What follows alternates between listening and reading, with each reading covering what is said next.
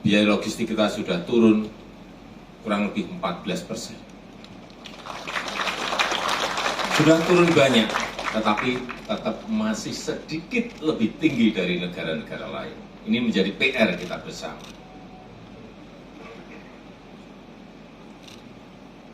Makassar Newport ini adalah terbesar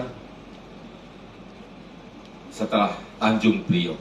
Kedalamannya 16 meter, juga termasuk pelabuhan terdalam yang sangat baik untuk bersandarnya kapal-kapal besar untuk mengangkut kontainer.